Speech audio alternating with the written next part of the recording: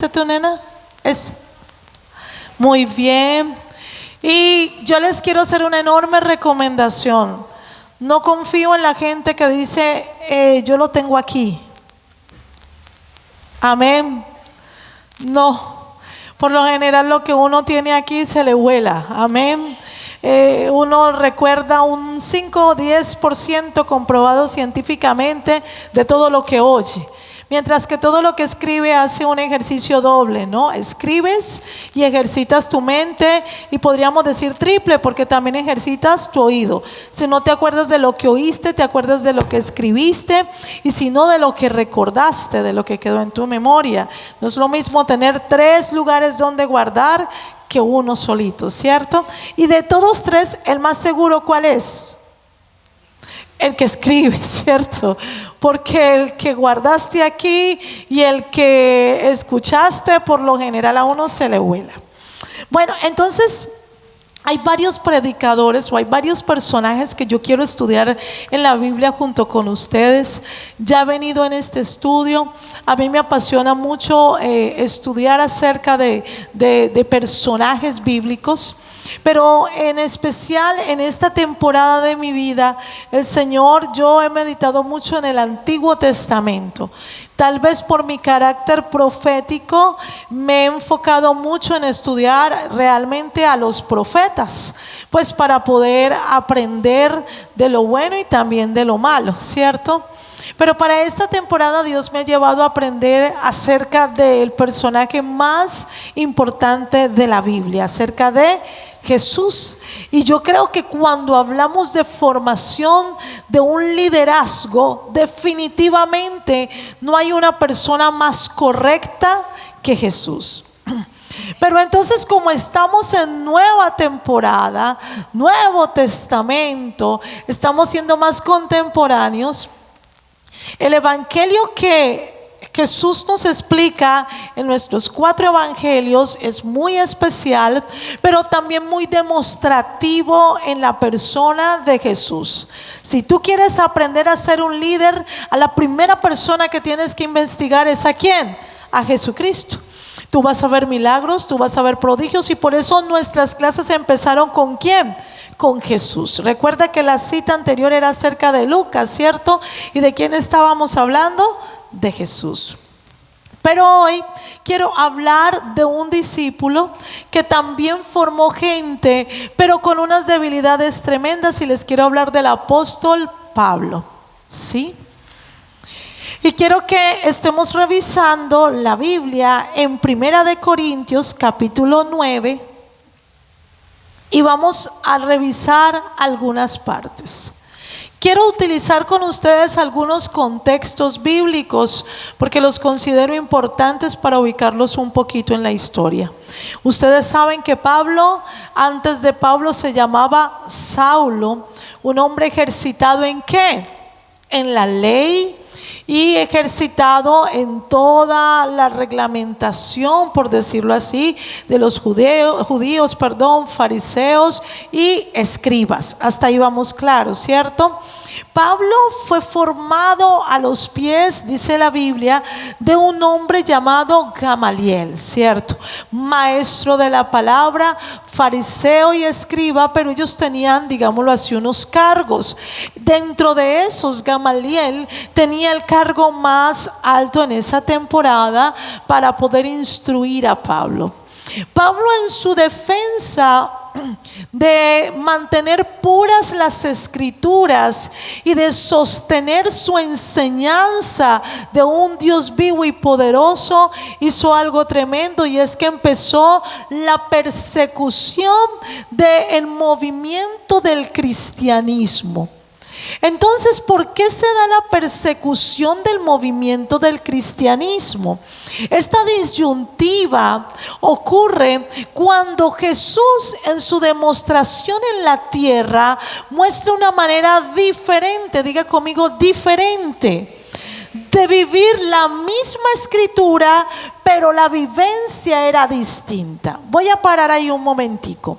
Usted puede leer, todos tenemos la misma Biblia, ¿cierto que sí?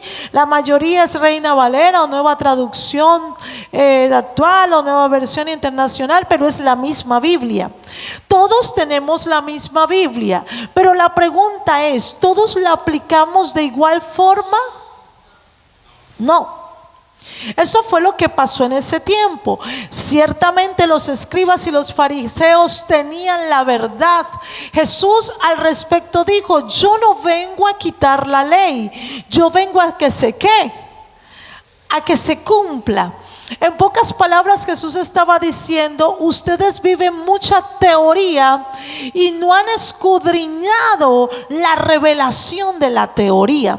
En pocas palabras, ustedes quieren vivir una telenovela escrita, ustedes quieren repetir una historia, pero ustedes no quieren hacer historia.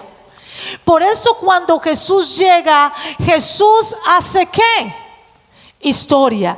A partir de la venida de Jesucristo, la historia se parte en dos.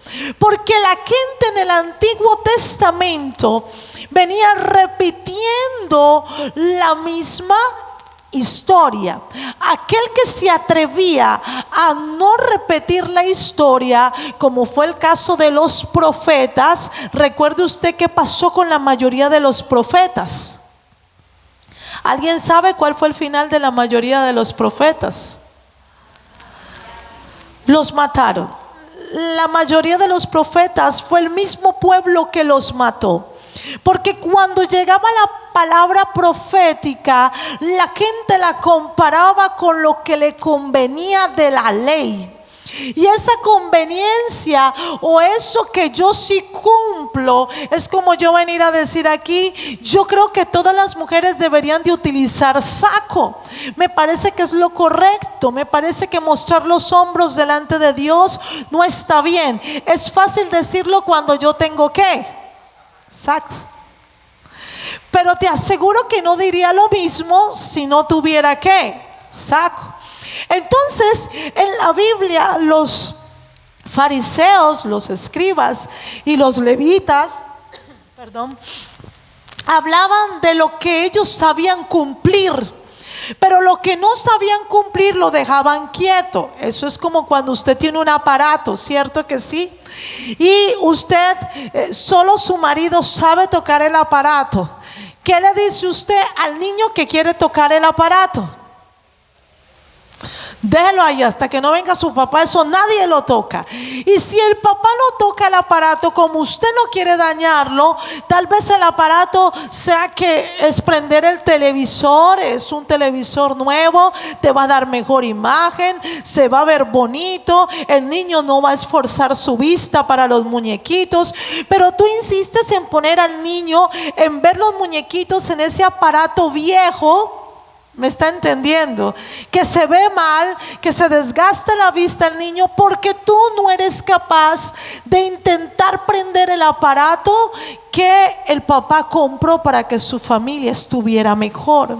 Era lo mismo con la Biblia, era lo mismo con la Torah. Habían versículos que no se tocaban, habían misterios al punto en que salieron perdónenme, versículos como Deuteronomios, ¿cómo es? Siempre me olvido. 29. ¿Usted sabe qué dice esa cita? Léalo ahí alguien. Ayúdenme un poquito. Deuteronomios 29. Ahí el pastor me lo puso. Dice: las cosas secretas pertenecen ¿a qué?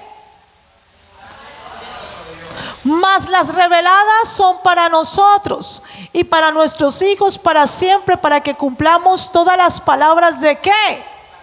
De esta ley. Está diciendo: hay unos secretos que pertenecen ¿a quién? Allá él. ¿Sí me está entendiendo? Y hay otras que nos van a ser reveladas para nosotros, para nuestros hijos, que están ¿dónde? Para que cumplamos la ley. Ahora póngame Jeremías, por favor, pastor, capítulo 33, verso 3. Un Un secreto es algo que oculto, escondido. Ya estamos.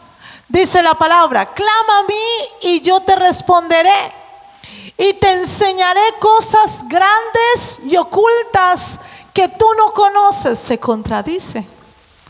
Deuteronomio está diciendo: hay cosas que son secretas y que son ocultas y que eso es de Dios. Pero acá Jeremías dice, el profeta Jeremías dice: si tú clamas a Dios, Dios te va a mostrar las cosas grandes y ocultas. Si voy muy rápido me dice, amén, porque yo me emociono y tiendo a salir como los carros chocones. Pastor, no me lo muevas. El sonido.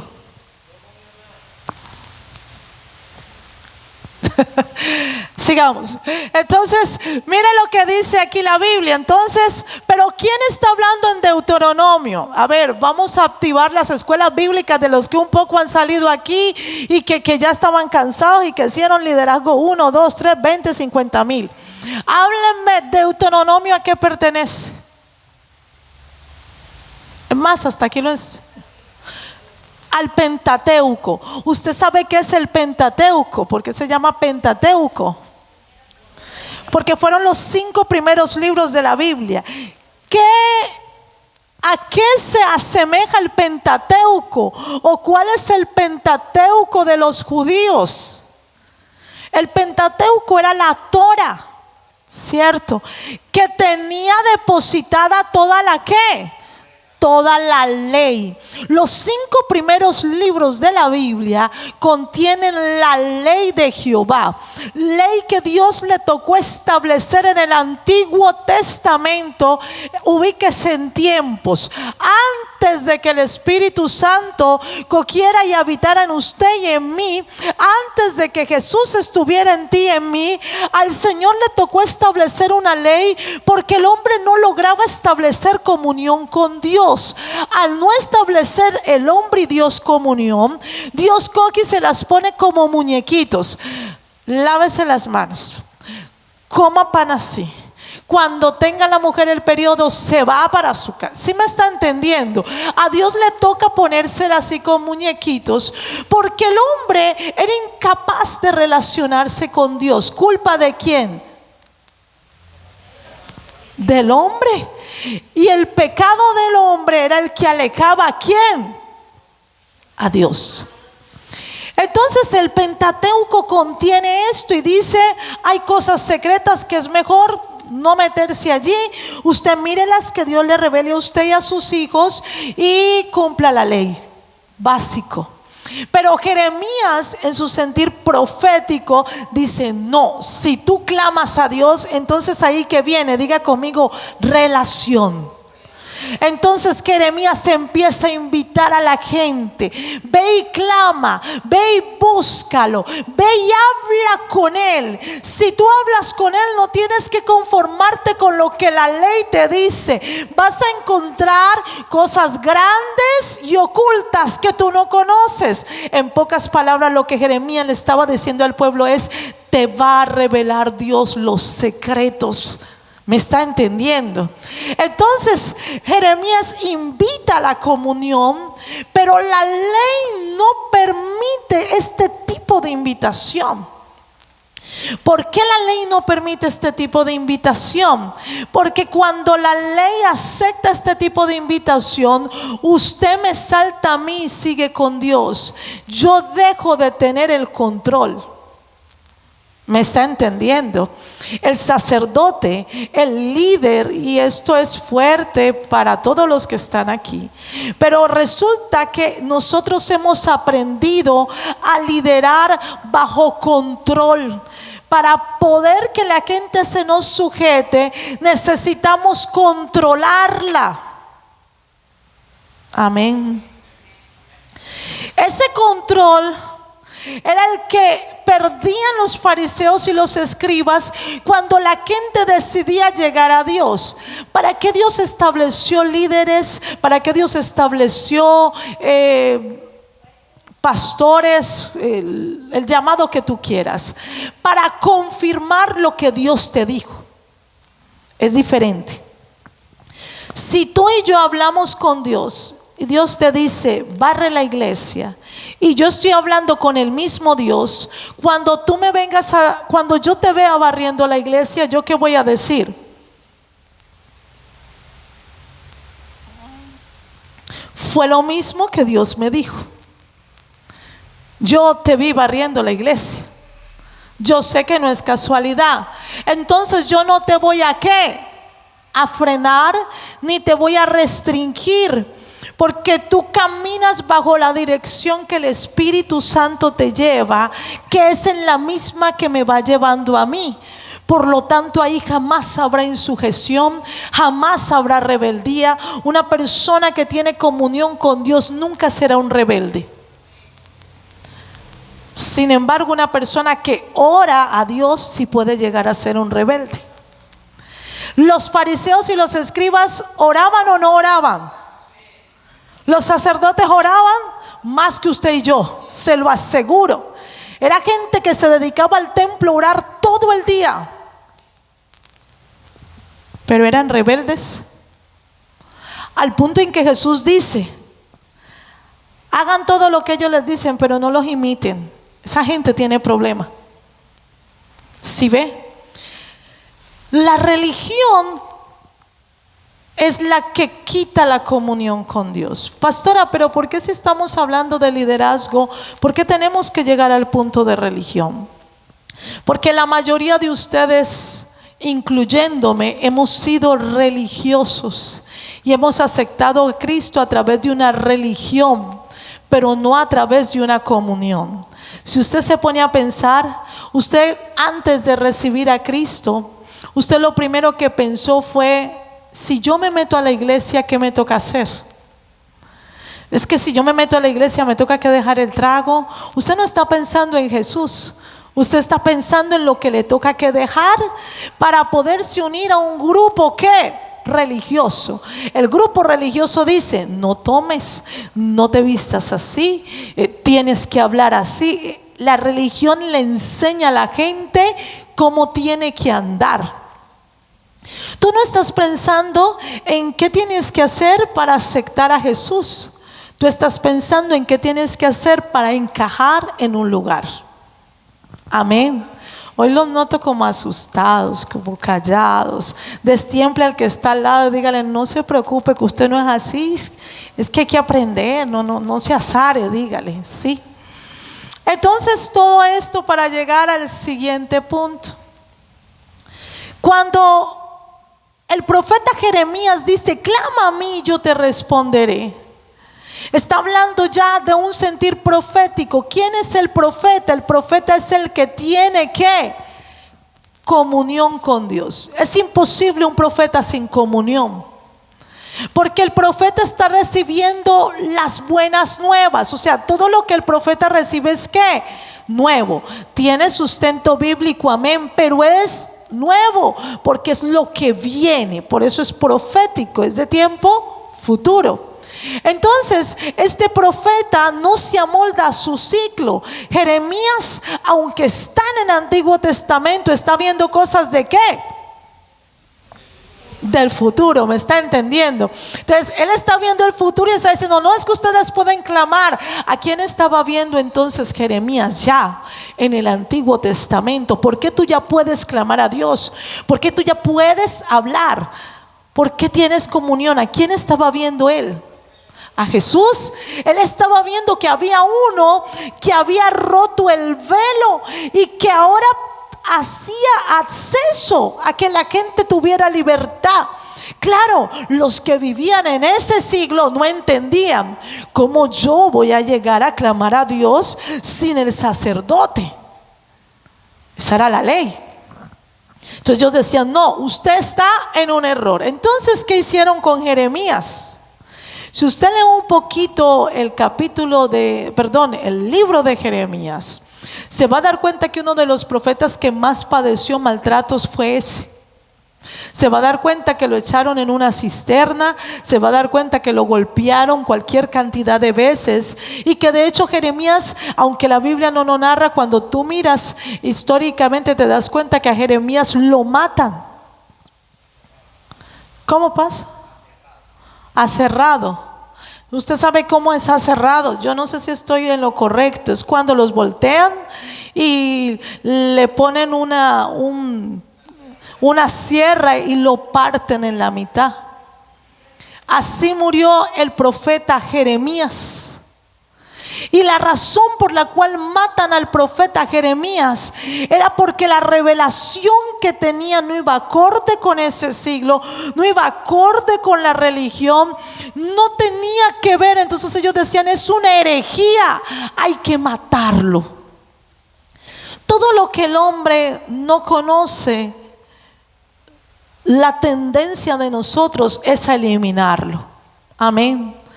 ¿Ha visto una cucaracha usted? ¿Cuál es el instinto con la cucaracha? Hay que matarla. ¿Alguna vez has hablado con una cucaracha? O sea, ¿qué pasa? Estoy durmiendo. Sería bueno que tú me respetaras mi espacio. Quiero que salgas. Yo me quedo en mi cama, todos felices y contentos. ¿Por qué me perturbas? No, tú no haces ese ejercicio. Yo tampoco lo hago. Porque como la cucaracha, usted automáticamente, esta canción le cantaron, ya no puede caminar. No, ella sí camina, pero ¿por qué no puede caminar? Ya le metieron el primer trancazo. Si me hago entender, no la conoces, hay que matarla. Un grillo se metió anoche en mi cuarto y Camila y Gabriela decidieron dormir en mi cuarto. Y me decían: mamá, el grillo que está allá. El grillo estaba fresco, feliz de la vida. Pero ellas no querían dormir hasta que nosotros con Sammy no matáramos al grillo. Primero se murió Sammy, hipotéticamente dormido, y ellas seguían guaitando a ver quién iba a matar el grillo. Hasta que yo dije: miren, si ustedes no se meten con el grillo no se va a meter con ustedes. Él allá en su techo y nosotros acá en su cama. Esas son las condiciones. Yo duermo todas las noches con estos grillos. O una de dos: o ustedes duermen con el grillo también, o se van de mi cuarto. No, vamos a dormir. Dormimos todos felices y contentos con el grillo. Porque hay una tendencia a que lo que usted no conoce, lo mata. Lo quita. No lo quiere. No lo conoce, no ha hablado, pero ya lo miro. Eso hicieron con Jeremías. Debido a esa tendencia viene una generación nueva, pero retrocedida. Entonces aquí el caso cambia. Viene Pablo. Y entonces Pablo era de una generación que salía de ¿qué? Escribas y fariseos. Un hombre adoctrinado en la ley perfectamente, con una mentalidad de ley, pero no con una mentalidad de reino. Jesús tenía una mentalidad de ¿qué? De reino. Entonces, cuando Jesús de una manera espiritual confronta a Pablo, ¿a quién decide Pablo que hay que eliminar? A Jesús. Dígale que deje el miedo, pues hable. Aquí estamos para equivocarnos. Hable, dígalo, confiéselo. Si se le chispoteó, se le chispoteó, porque recuerde que nos estamos ¿qué? Formando. Si usted supiera, yo no estaría aquí. ¿Me está entendiendo? O sea que es muy normal que usted se vaya a equivocar en algo que me diga. Entonces Pablo decide: estos son seguidores de Jesús, y Jesús no se sujetaba a la ley. ¿De dónde Pablo sacaba eso? Por lo que le habían contado, porque de hecho Pablo humanamente nunca se conoció con Cristo, pero él ya decía: Cristo es malo. Lo que aprendí, de lo que me contaron, de lo que me dijeron, de lo que hablé, de lo que leí, de lo que me dijo de lo que vino un mormón y me dijo, de lo que vino un testigo de Jehová. La otra vez yo hablé con un pentecostal, la otra vez yo hablé con una hermana que iba a una iglesia no sé qué, la otra vez yo cuando salí de la iglesia de acá, yo cuando me tiraron de la de acá, yo cuando manejamos las teorías de todo el mundo menos la nuestra. Por lo general, cuando uno defiende una causa fue por lo que le dijeron y no por lo que uno sabe. Pablo defendía la causa que ¿qué? que le dijeron, que le enseñaron, pero Pablo nunca había estado con Jesús. Pero automáticamente uno termina aceptando la teoría del que más ama o del que más le cae bien o de con el que simpatizó. Y uno tiene que tener cuidado con eso, porque hay mucha gente simpática, hay mucha gente que le quiere caer bien a todo el mundo.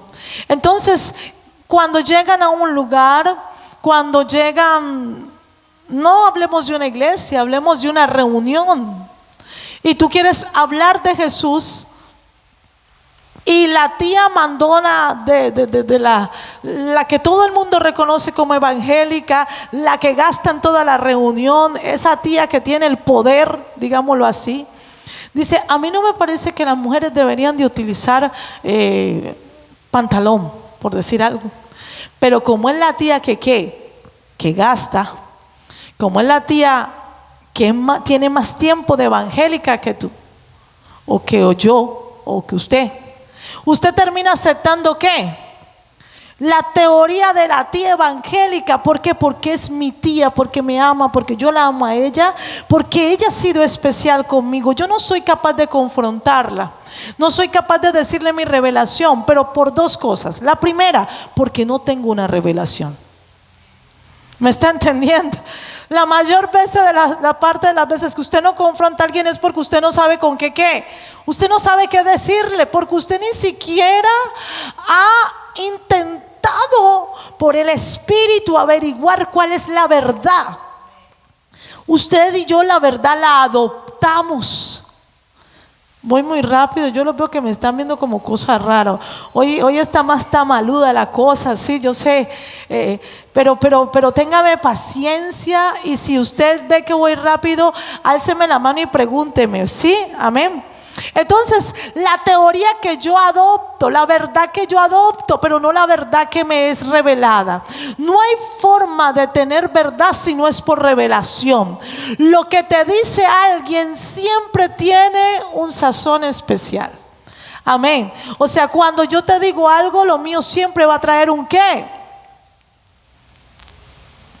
¿Ha notado usted cuando alguien le habla a una persona mal de otra? No, pues aquí vino fulano, de pronto no te dice: ay no, ese atrevido, ese, ahí yo lo vi, él vino a buscarlo. No, como ni habla. ¿Te está hablando mal? No, pero tú ya entiendes mi tono, tú entiendes mi sazón, tú entiendes hacia dónde va la cosa. Cuando usted va a hablar con fulano, usted ya va, ¿viste que me buscó o qué? Usted ya va predispuesto. Así estaba Pablo, predispuesto por lo que le habían enseñado, pero no por lo que sabía. Pablo emprende una lucha, y la lucha es todo lo que se oponga a lo que yo aprendí y yo soy inteligente. Enemigo número uno de la gente que quiere ser discípula o que quiere ser líder de Jesucristo es creer que es alguien. Es un problema serio cuando la gente cree que es inteligente. Es un problema serio cuando la gente cree que por un estudio que hizo se la sabe. El mayor problema de Pablo era ese. Él sabía muy bien lo que la Biblia decía. Y él había hablado con cualquier cantidad de religiones y se dio el gusto de escoger: esta es mi religión. Tenía ciudadanía romana, o sea, el hombre tenía con qué. Y el problema es que cuando usted tiene con qué, ahí está el lío.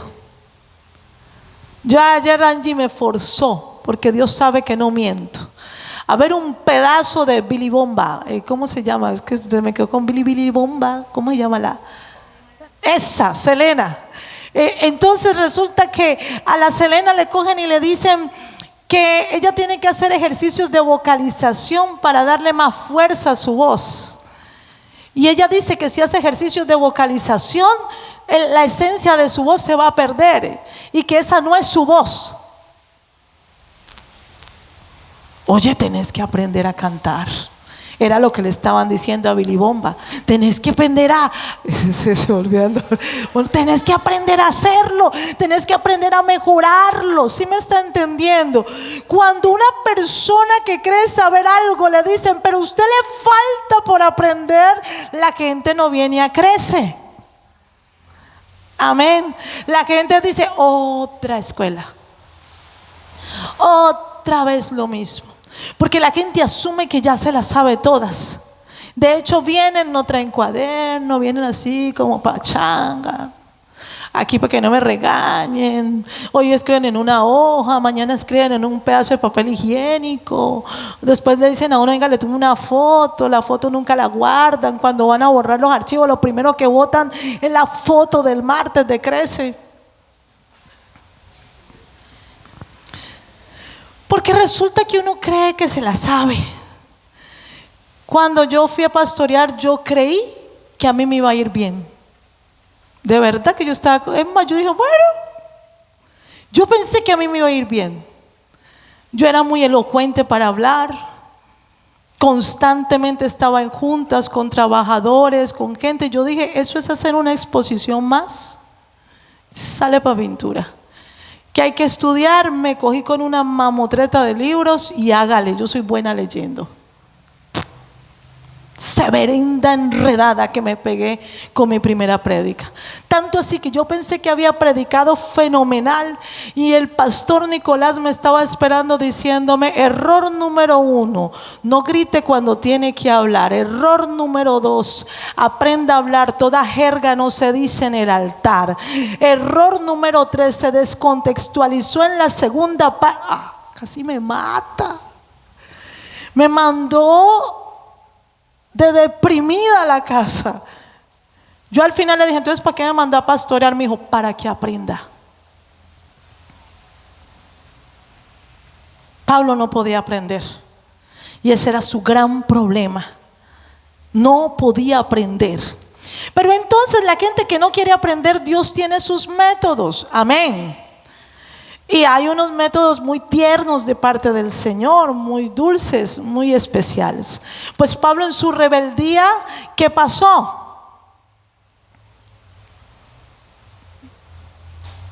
¿Alguien sabe qué le pasó a Pablito? Lo primero fue que no fue que le dijeron, por favor te bajas del caballo. No, y no se cayó, lo tumbaron. Yo me quiero imaginar esa escena. Usted ha peleado con alguien. Aquí nadie, ustedes han sido muy tranquilos. Voy a hablar de mis peleas de pelada. Y usted no ha notado que uno llega así todo desafiante y dice, ¿qué? No, nunca la hizo. ¿Qué? Y cuando uno empieza manoteando, ¿cierto? Y cuando ya ve que como que el otro se está intimidando, no llega y, ¿no vas a hablar o qué? Sí, uno ya... A mí, yo acá armándome mi chisme espiritual, Señor, perdóname. Pero a mí me da la impresión de que Jesús le dijo, ¿qué? Y Pablo, ¿con quién hablo? ¿Quién es? Así, ¡tra! Lo tiraron. Tanto así que nadie se metió en la pelea. Lea la Biblia, yo no le estoy mintiendo. Lea la Biblia y verá que en medio de ese tropel dice que la gente se hizo a un lado. Digo, ahí. Como esperando, ahí, parce, ese man lo desbarataron ahí. Y como había un resplandor, nadie podía ver qué era lo que estaba pasando. Yo no sé cómo habrá sido ahí la vuelta, pero entonces Pablo le dice, pero ¿qué pasó? Y Saulo, y yo sé que la Biblia lo dice como si Dios lo estuviera diciendo, Saulo. No, Saulo. Si usted mira la Biblia, tiene un signo de admiración. Y el signo de admiración es el que coge y dice, fue un grito. Hay que aprender de gramática. Y se va a dar cuenta que a eso se refería. No era un Saulo. No era eso. Era un Saulo. Y mira la pregunta que le hace: ¿por qué me persigues? Ay, hermano, usted sabe que es un porqué de Dios.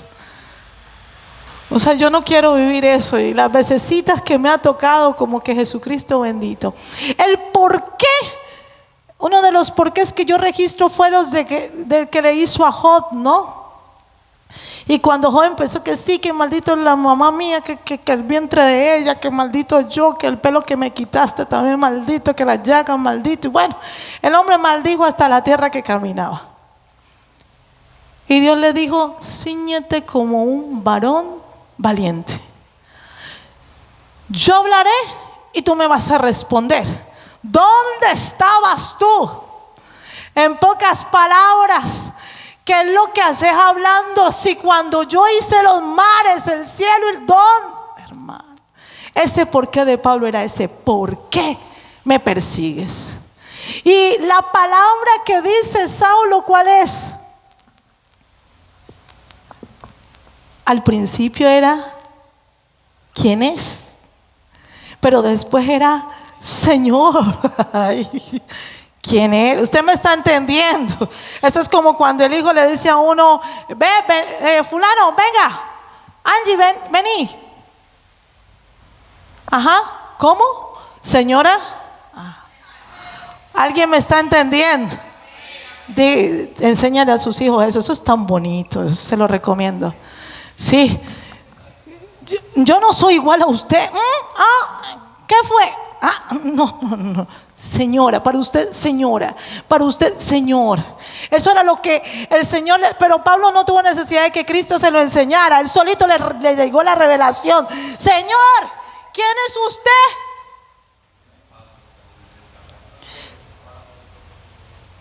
Y el hombre venía armado, pero él sabía que no le servía de nada. Esa confrontación que tiene Pablo es espectacular. Y toque al de al lado zarandelo y dígale: no sea orgulloso. No sea orgulloso. Mire, hay algo que no puedes permitir en tu liderazgo. Enemigo número uno: el orgullo, la arrogancia. Eso te quita todo, absolutamente todo.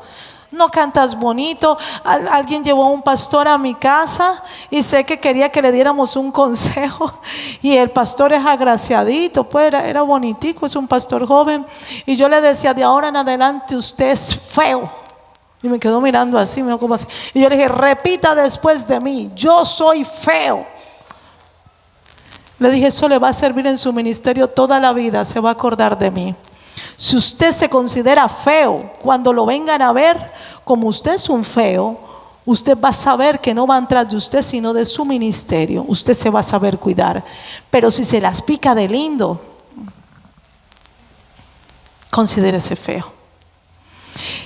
Lo otro que yo veo en Pablo es especial, porque entonces Pablo, después de esa confrontación, tiene la humildad de bajar la cabeza. Es muy importante. No te estoy leyendo todos los versículos porque yo creo que no acabaríamos aquí, pero todo esto tú lo puedes ver en Hechos de los Apóstoles. A partir del capítulo 8 en adelante tú vas a ver toda la historia de Pablo. Lo hablo porque imagino que ya la han mirado, ¿no?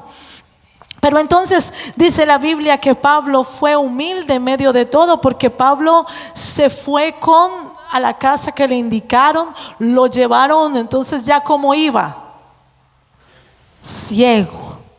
Hermano, quiere iniciar el ministerio bien, empiece ciego, golpeado.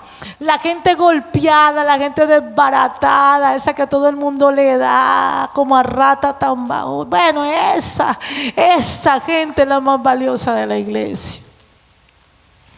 En una ocasión alguien me profetizó y me dijo: entre más mal te traten, mejor pastora vas a ser.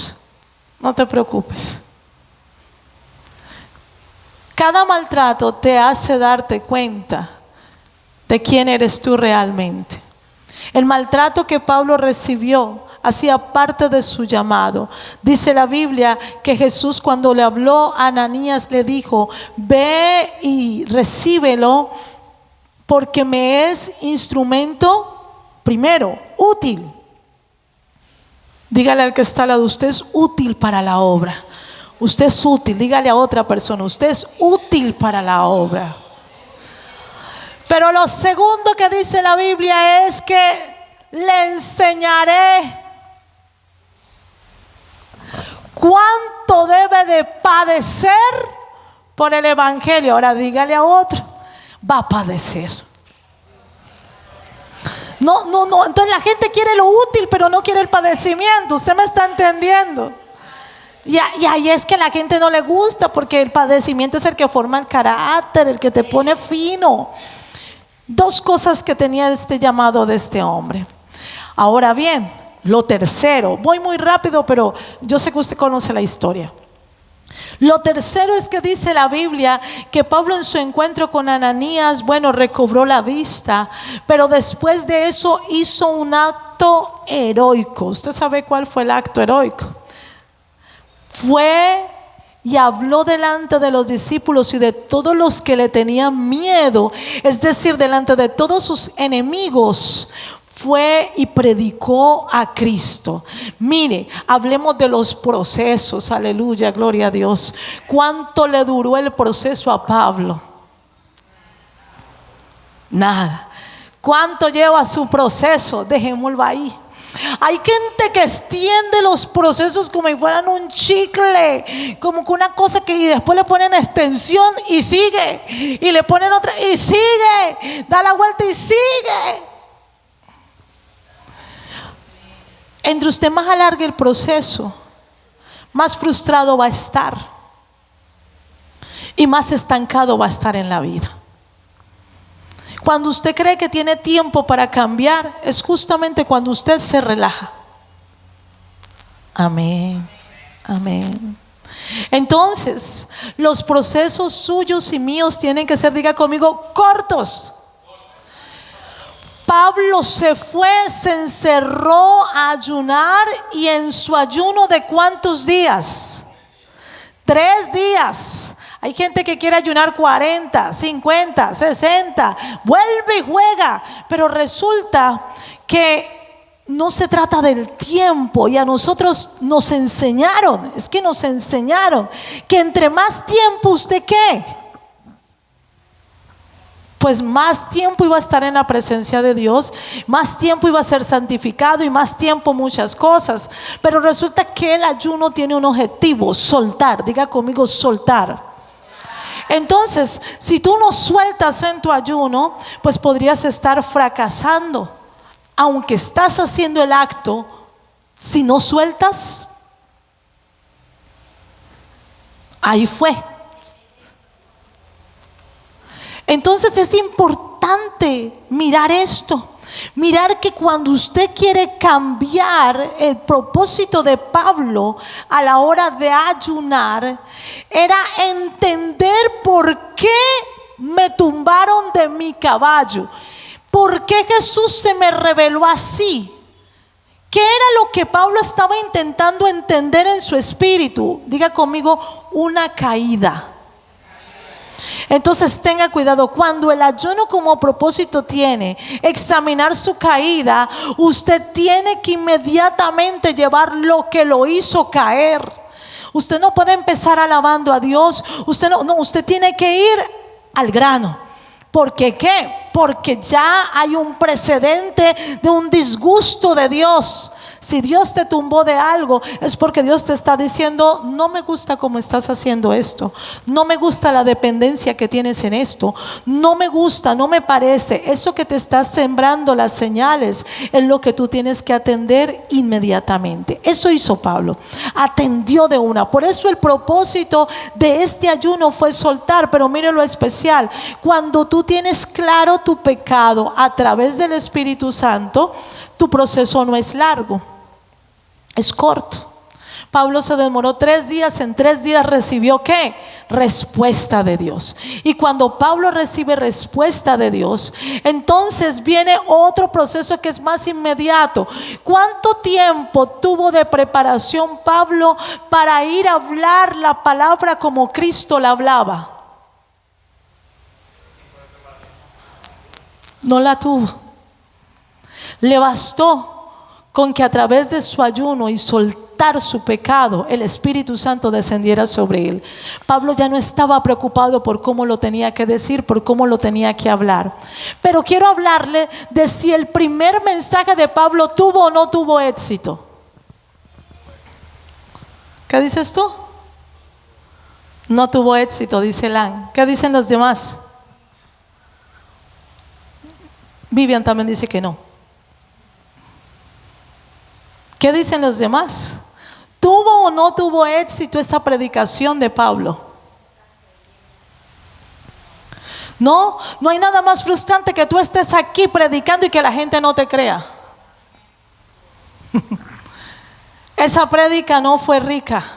Esa prédica fue de las prédicas más duras que puede tener un predicador. Lo más duro que uno puede tener es una persona incrédula escuchándole a uno un mensaje, haciendo que lo escucha pero no creyéndole nada. Eso es duro. Eso hizo la gente con Pablo. Para que a Pablo lo aceptaran tuvo que meterse un hombre llamado ¿qué? Bernabé. Más adelante vamos a hablar de él. Ahí es cuando entra Bernabé a mediar, y es a través de Bernabé que logran escuchar a Pablo. Sin embargo, íbamos por la característica número 3 o 4, se me fue. 3, y la 3 es valentía.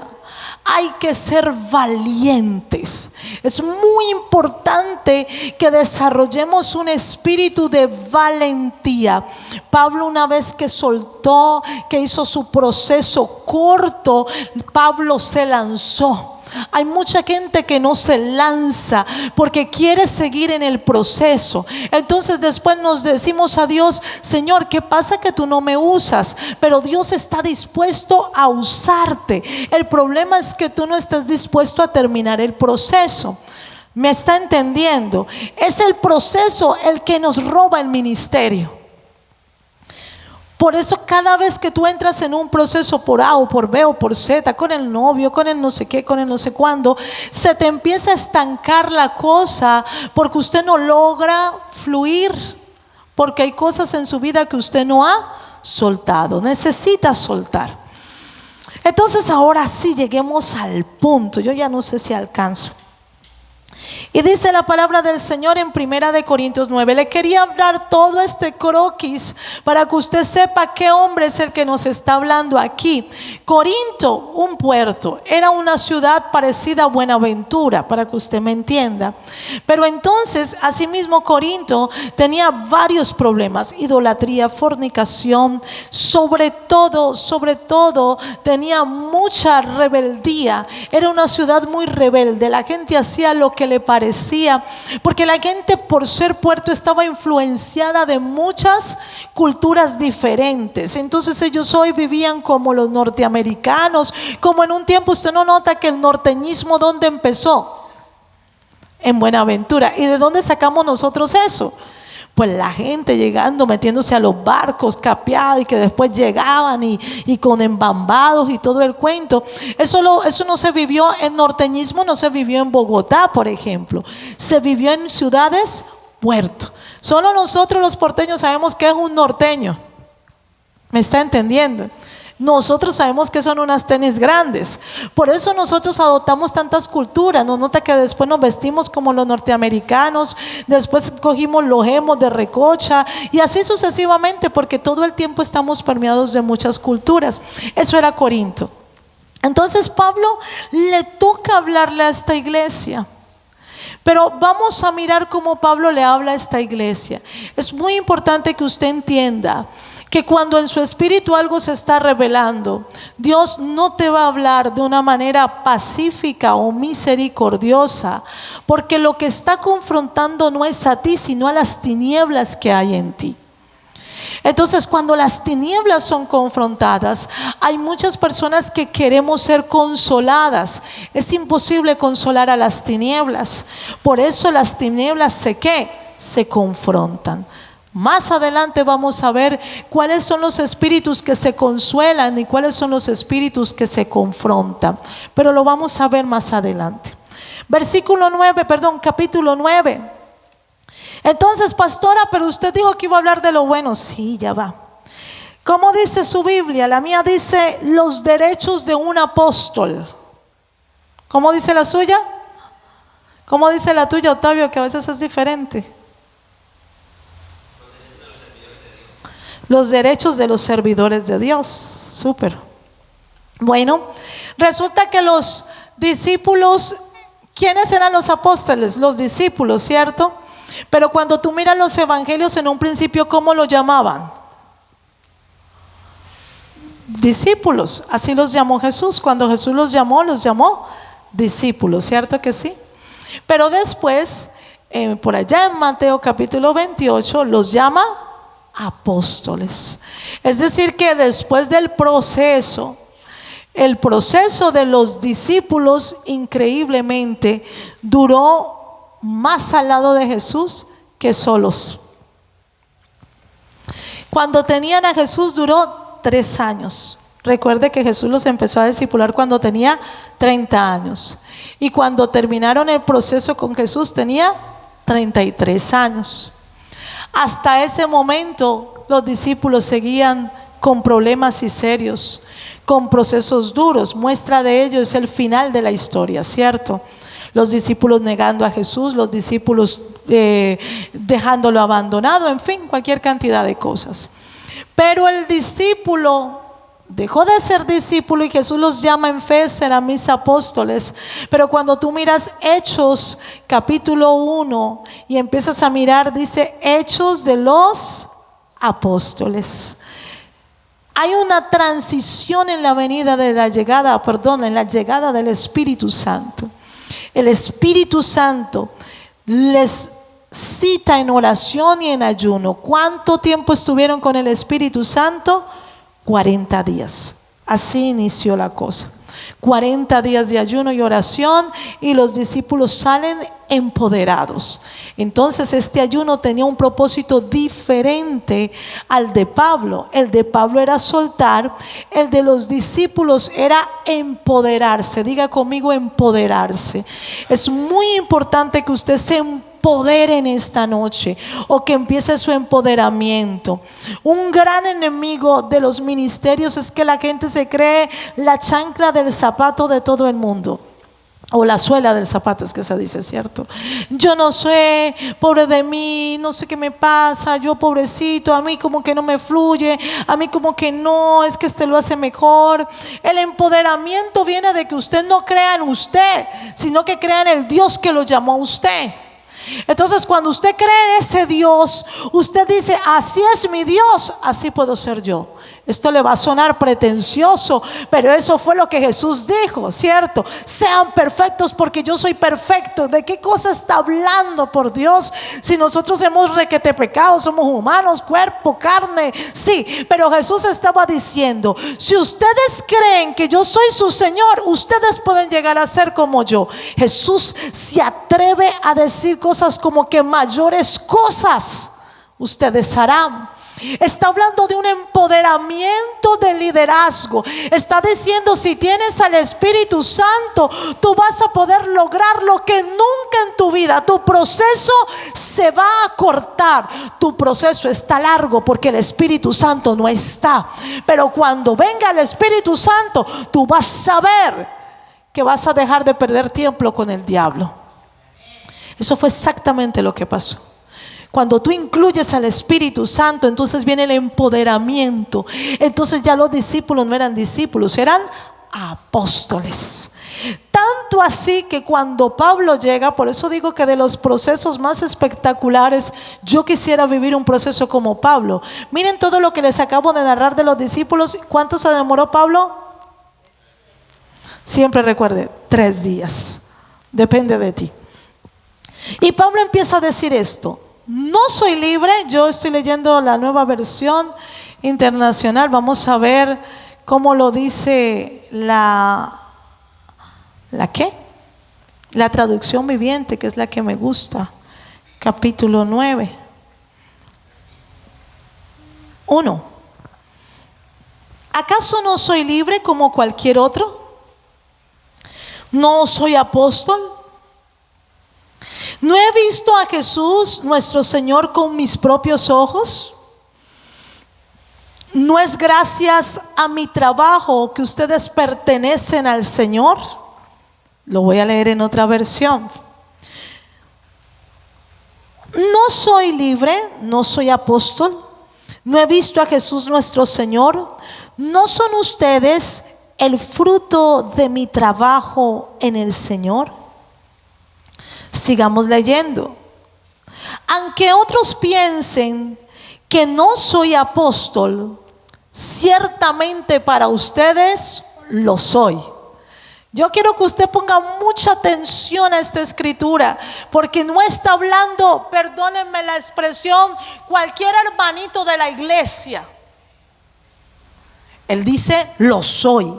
Diga conmigo, lo soy. Versículo, yo lo estoy leyendo, amor, versículo 2, de ahí mismo. Porque ustedes mismos son el sello de mi apostolado en el Señor. Esta es mi defensa contra los que me critican. Paremos allí, porque de ahí para allá se prende. 9, primera de Corintios capítulo 9, verso 1, 2, voy por el 3. Pablo hablando del cuestionamiento de su ministerio. ¿A cuánto les han cuestionado el ministerio aquí? Dice él, ¿acaso no soy libre? Lo primero que le cuestionaron, ¿qué fue? Ay, ayúdenme, estoy aterrada, está muerto. Parece sepulcro blanqueado, hombre. ¿Sí? No soy libre, ¿qué es lo que le cuestionan? Diga, mi libertad. ¿Es que no soy libre o qué? Mi libertad. Lo segundo, no soy apóstol. Diga conmigo, mi ministerio. Cosas que a uno le cuestionan, la libertad. ¿Por qué la libertad, pastora? Porque entonces usted tiene que ser más santo que todos los que pecan. Porque usted viene a la iglesia. Usted me está entendiendo. Entonces todo el mundo toma trago. Y si usted le da por hacer el brindis con el vino, ¡ay! Pero todo el mundo se tragó su vino. ¡Ay! Nos cuestionan la libertad. Amén. Lo segundo que me cuestionan es mi apostolado. Diga conmigo, mi ministerio. ¿Usted no es que es líder? ¿Usted no es que sirve en la iglesia? ¿Usted no es que predica? Y si no predica, peor.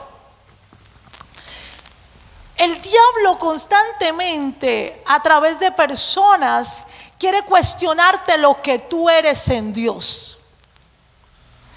Y dice la palabra, no he visto a Jesús nuestro Señor.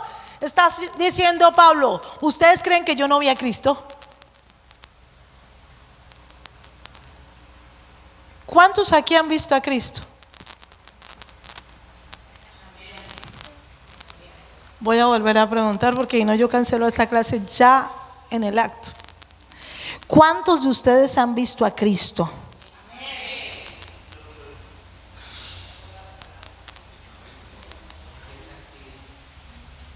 Voy a volver a preguntar. ¿Cuántos de ustedes han visto a Cristo? Ustedes tienen un problema serio. Jesús dijo lo siguiente. Los discípulos decían, preséntanos al Padre. Queremos ver al Padre. ¿Sí o no? ¿Y qué respondió Jesús? Tanto tiempo con vosotros y no habéis visto al Padre. El Señor le dice a tan solo cree. Ustedes hoy me dicen, no he visto a Jesús. Tanto tiempo Cristo con esta iglesia, con su vida, y usted tiene la conchudez de decirme que no ha visto a Cristo. Estamos como los fariseos, queremos señal, queremos ver. Dejémoslo ahí. Sigamos, porque si no me voy a despeinar y de por sí que ando despeinada, imagínense cómo voy a quedar. Y dice la palabra, aunque otros no me reconozcan como apóstol, diga conmigo, no me importa lo que la gente piense de mí. No, repítalo sin miedo. Espera un momentico. Digan, no me importa lo que la gente piense de mí. Ay, sí, me vale. Sí, yo sé que están ahí como queriendo sintonizarse y soy rebelde y RBD. Espera un momentico. Pero dice la palabra, para ustedes lo soy. Y aquí viene el problema suyo y mío. No, mío no. Suyo. Del pastor tampoco.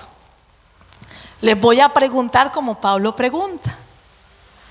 ¿Tienen ustedes pastor, sí o no? Voy a volver a preguntar. ¿Usted tiene pastor? ¿Cómo se llama? ¿Quién garantiza que él es pastor? Ustedes, ¿cierto? Bien. Pastor, vamos bien. Lo felicito. Pero la pregunta es, ¿tiene usted quien dé testimonio que usted es un siervo del Dios Altísimo? ¿Dónde están sus cartas leídas?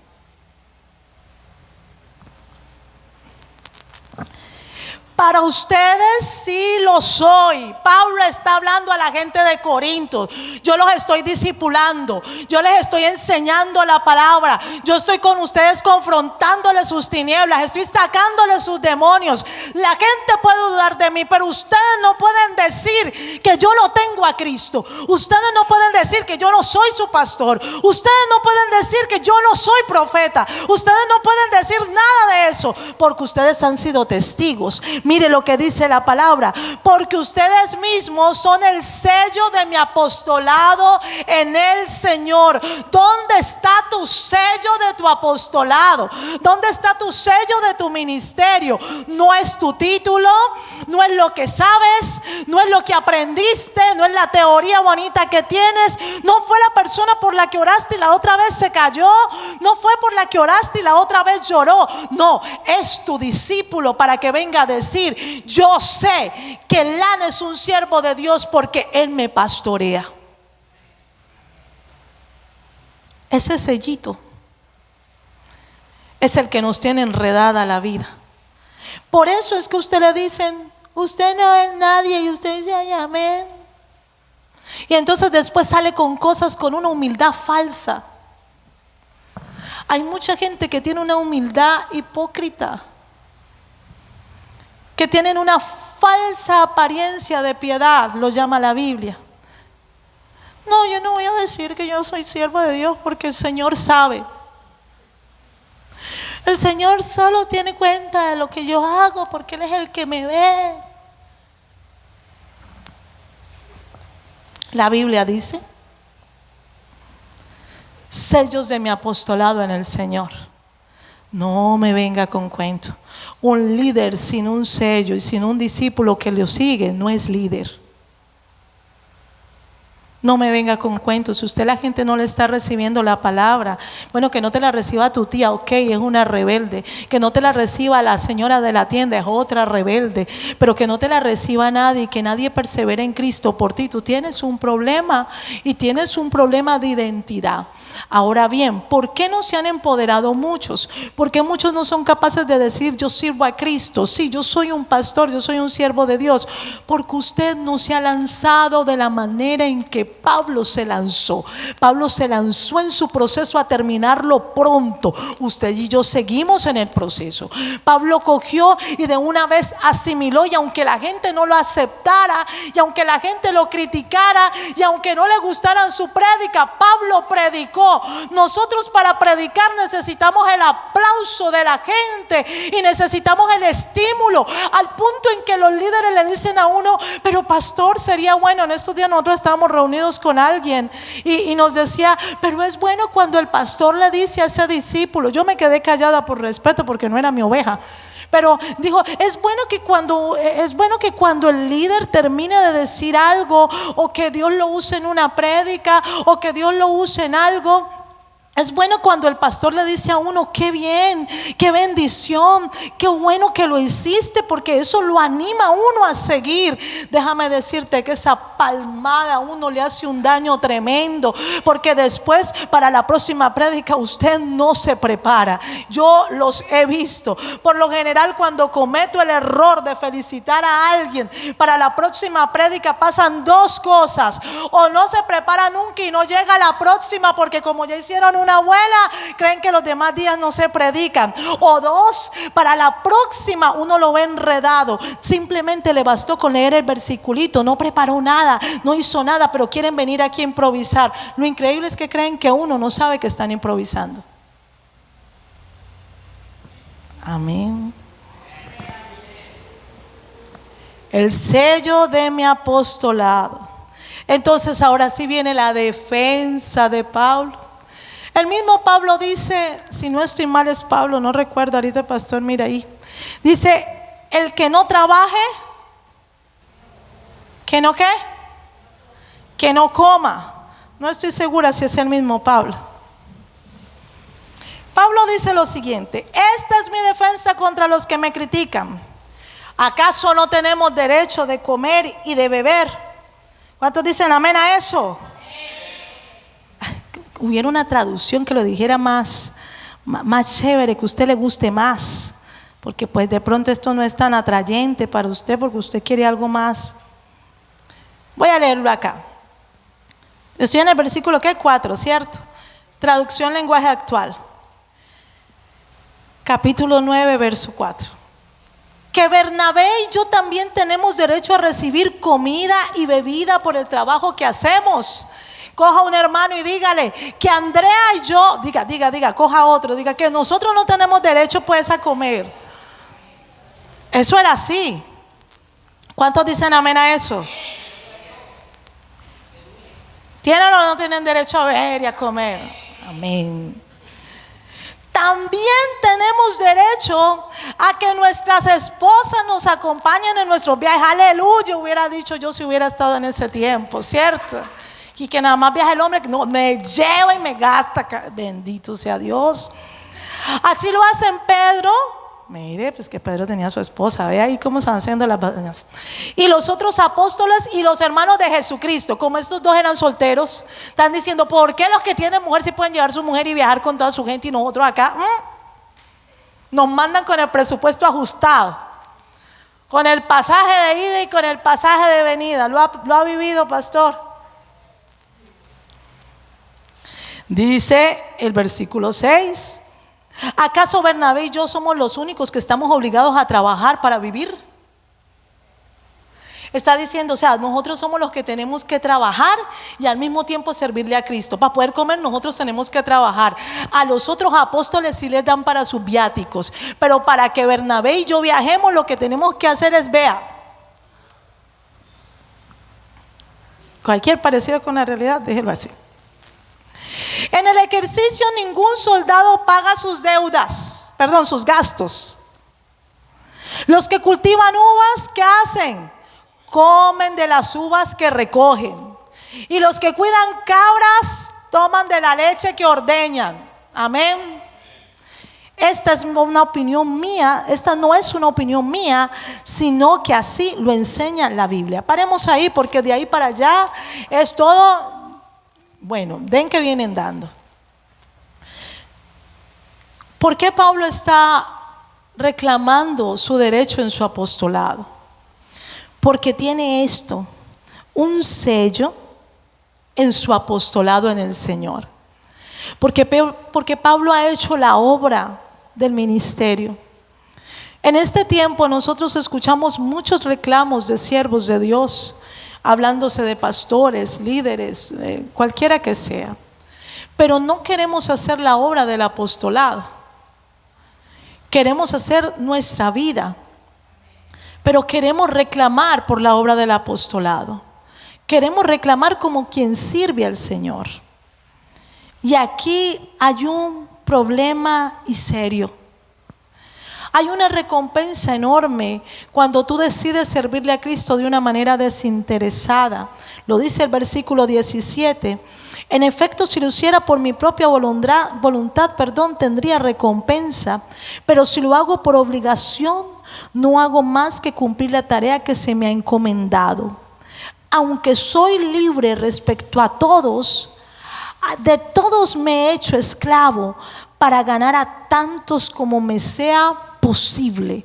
Está diciendo, aunque yo tengo la libertad, aunque yo puedo hacer y deshacer, aunque yo debería de exigirles a ustedes un pago, aunque yo debería de exigir muchas cosas, yo quiero decirles algo: por amor al Señor yo me hago esclavo. No está diciendo de Jesucristo, está diciendo esclavo para ganar a cuanto sea posible. No me importa doblarme el lomo con tal de ganarme un alma.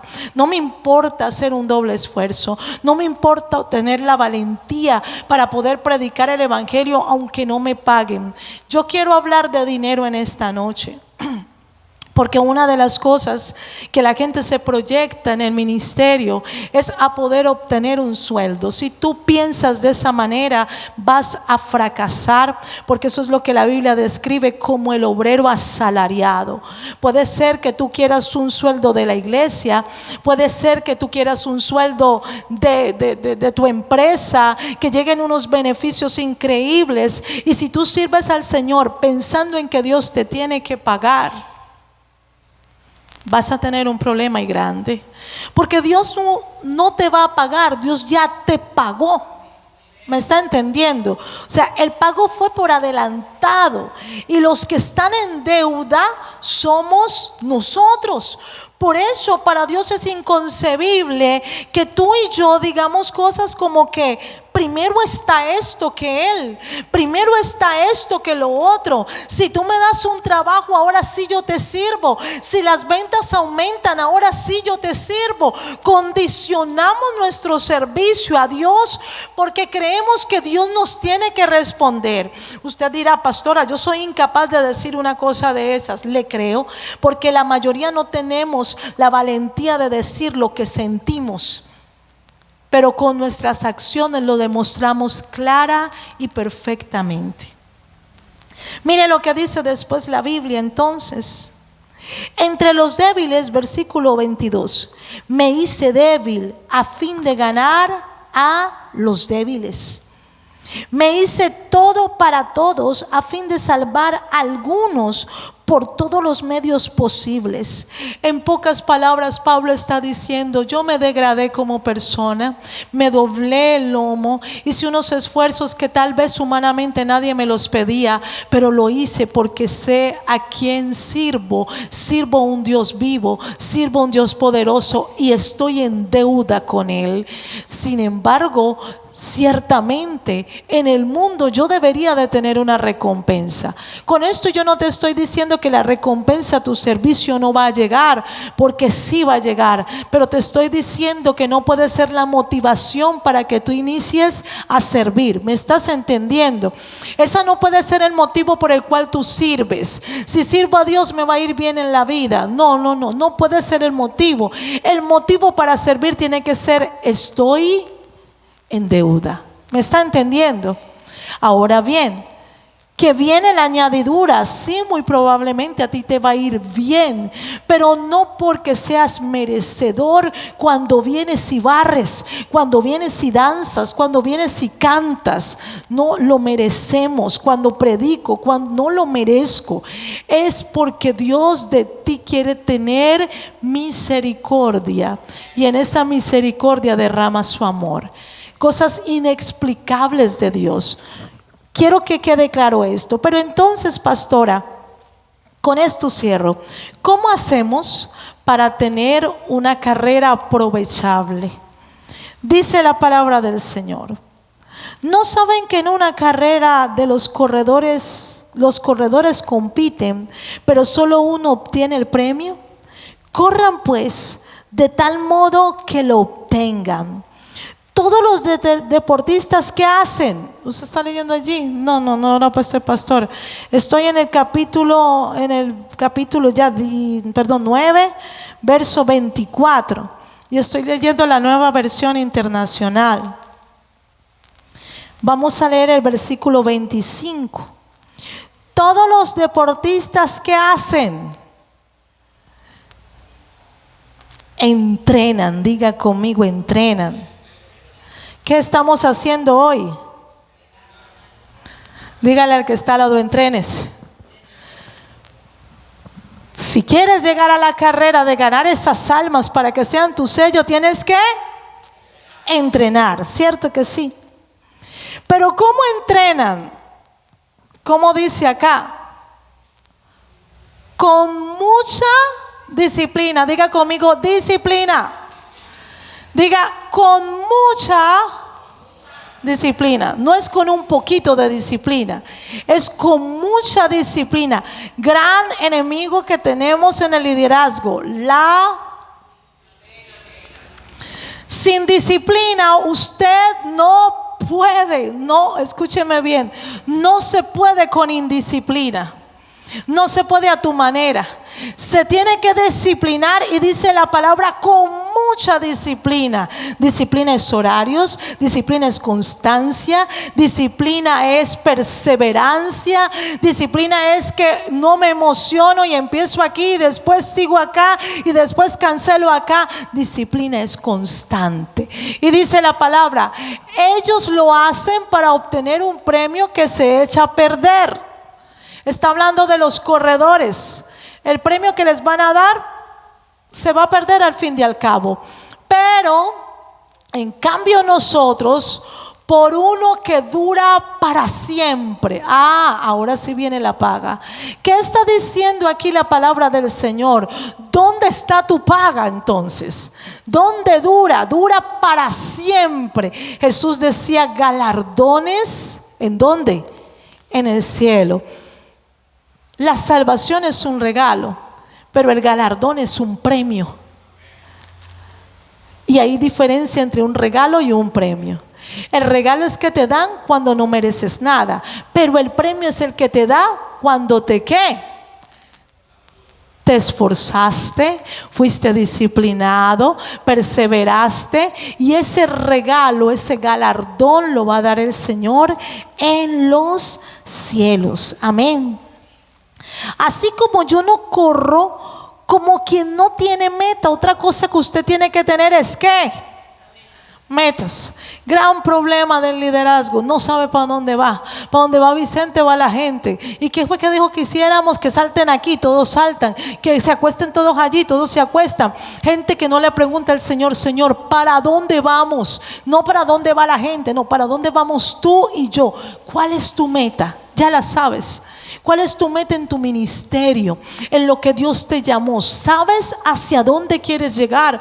Porque si tú no sabes hacia dónde quieres llegar, nunca vas a llegar. ¿Me estás entendiendo? Necesitas saber el objetivo. Yo voy a llegar hasta allá para poder saber que para no mojarme tengo que irme por aquí, tengo que saltar allá.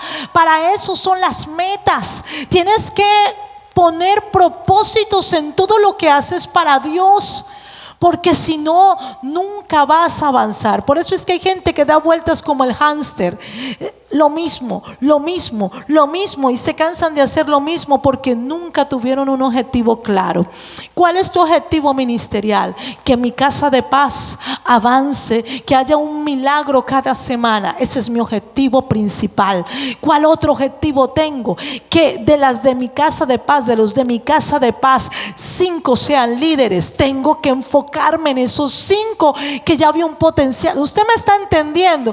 Pero entonces todas las semanas, ¿qué será que les predico? No. Pues yo les voy a hablar de las promesas de Dios, porque para ver si se animan, porque está con este problema, con este problema. Atendemos urgencias, pero no propósitos. Ya identificó el potencial que usted tiene en su casa de paz. Me voy a devolver. Tiene casa de paz. Porque si no tiene casa de paz, está más atrás todavía. Porque no tiene sello. ¿Me está entendiendo? Dice la Biblia. Se me fue. ¿Dónde estaba? 25, pero pasé el 27. No corro como quien no tiene meta. No lucho como quien da golpes al aire. Me encanta esta expresión. Su Biblia Reina Valera debe decir golpes al vacío. ¿Ha visto peleas de boxeo? En estos días dicen que robaron a quién, a Juvergen. Juvergen es que se llama el señor. Ese señor. Y usted notó al chinito, o sea, a mí me mostró parte de la pelea porque a mí no me gusta el boxeo.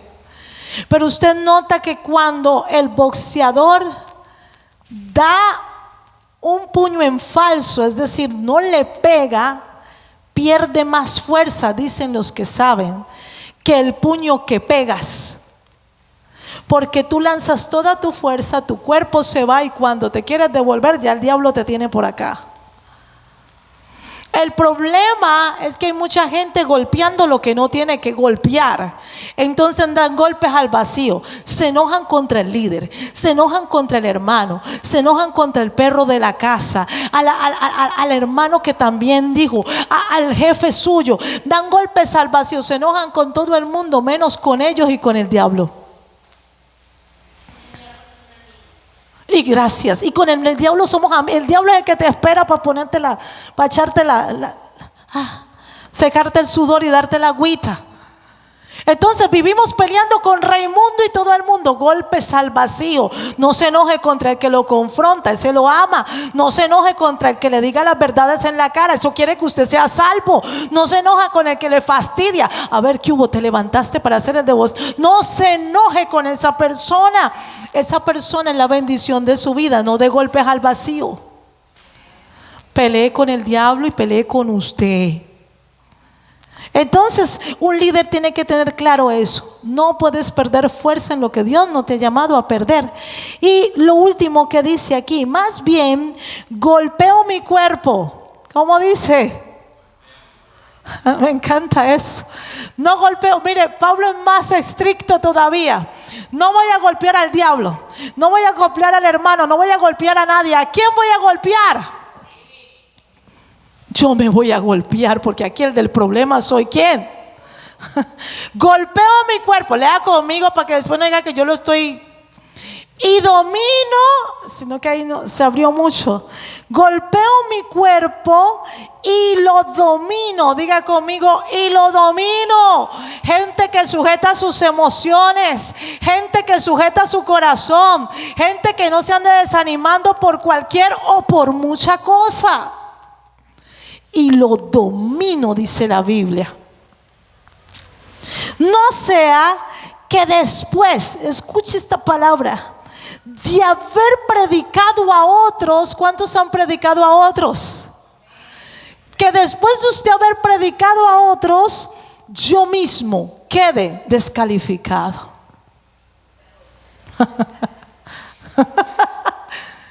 Es duro. Amén, amén. No estamos golpeados. Estamos matados aquí. Sí, señora. No, pero mire lo que dice aquí. Yo puede ser que me dedique a predicarle a otros. O sea, aquí está contemplando otra opción. No siempre la palabra pega aquí, tristemente. Hay cosas que uno lee y uno dice, esta está buena para fulano. Ay, ¿alguien me entiende aquí? Ay, si hubiera estado Pepito. Esa palabra era para fulanito. Ay, es que, es más, hay prédicas que uno hasta arreglado. Es más, yo en un día me confrontaba con el Señor y decía, Señor, ayúdame porque yo tengo un problema. Porque cuando uno lo invitan a predicar a otro lado, había un pastor muy amigo que me decía, ay, para que les dé duro, mira que tengo. Sí, y entonces como que me decía, ay. Y yo llegaba como y él era el único que decía amén.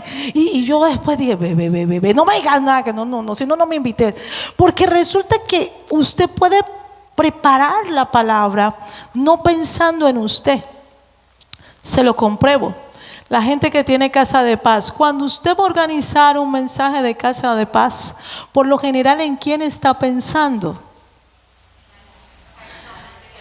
En la gente, en la necesidad. Ustedes que están en el liderazgo de jóvenes, usted está pensando en la necesidad del pueblo, ¿cierto que sí? No está mal hacerlo de esa manera, pero el problema es cuando la palabra nada más pega allá y no pega acá. Entonces Pablo está diciendo, yo prefiero pegarme a mí mismo y aprender a dominarme. Mire que Pablo habla de algo que nosotros ya no practicamos: dominio propio. Dominarme. Yo prefiero dominarme, porque no sea que después otros pasen y yo me quede por fuera. Hay que tener cuidado con esto. Mis amados hermanos, yo los invito a que tengan el sello de su ministerio. Y esto no tiene nada que ver si tú eres profeta, si eres... Hay gente que quiere esa cuestión de que yo qué voy a hacer. Me da como ganas de darle un coscorrón cuando la gente me sale con eso. ¿Yo qué soy, pastor? Dios que me mostró. Una vez un señor nos paró así y nosotros dijimos, nada que nos va a mostrar si nos acabamos de ver. Nada. Ay, pero nada. Y sabe hasta se quitó de ahí. Porque la gente lo quiere coger a uno de pitoniza, de adivinador. Y cuando llega el profeta, cuando llega un invitado, los líderes están desesperados porque quieren que les digan qué es lo que son. Al fin, ¿qué? Yo soy profeta, yo soy pastor, yo soy evangelista, ¿yo qué soy? Mire, hermano, una cosa es clara. Y si usted tiene clara esta, de ahí para allá no se preocupe, que lo que sea que tenga que aclarar, Cristo lo va a hacer. Usted tiene que ganar almas. Y de ahí para allá, todo ministerio inicia ganando almas. El que gana almas es el que tiene sello de apostolado. No es posible hablar de ministerio sin almas. Amén. Así que yo los invito en el amor de Cristo, abra su casa de paz. Si está desanimado, recobre fuerzas, porque cuando esa gente vaya entrando al cielo, dice: 1, 2, 3 por mí que me trajo Yaisa, 1, 2, 3 por mí que me mandó Yaisa, otra de Yaisa. Y esa es la gente que usted le suma en el reino de los cielos. ¿Me está entendiendo? Que barrí, que trapeé, que colaboré, que sembré 500,000, eso todo se lo pagan aquí, no se preocupe. Eso es basurita que se la pagan aquí. Va a sembrar 10 millones a basura, se la pagan acá, no se preocupe. Pero las almas son el verdadero tesoro que Dios tiene preparado para nosotros. Por eso las almas son lo más importante de la iglesia. ¿Me está entendiendo? Así que, mi amado hermano, busque su sello. Dígale que vaya buscando su sello, que estamos quedados. Todavía tiene tiempo. No deje de discipular. Con esto, mis hermanos, termino. Dios los bendiga. Gracias por haberme soportado. Y bueno, para la próxima. Padre, gracias, Señor, por este tiempo. Te pido que bendigas a todos los que están viendo esta transmisión o los que la van a ver. Te pido que bendigas a los que están aquí, Señor, que guardes nuestros corazones y que nos ayudes, Señor. Padre, hay muchos desafíos que tenemos, pero sabemos que el que tiene el Espíritu Santo lo puede hacer mucho mejor de lo que se imaginó o pensó. Espíritu Santo de Dios, ven a nuestra vida y tócanos. En el nombre de Jesús, llénanos de tu presencia para poder ser quien tú quieres que nosotros seamos. Amén y amén. Para la próxima les recibo las preguntas. Si tienen preguntas, me las escribe al WhatsApp. Las voy a responder personalizadas para no ocupar más tiempo. Amén. Dios les bendiga. Que les vaya muy bien.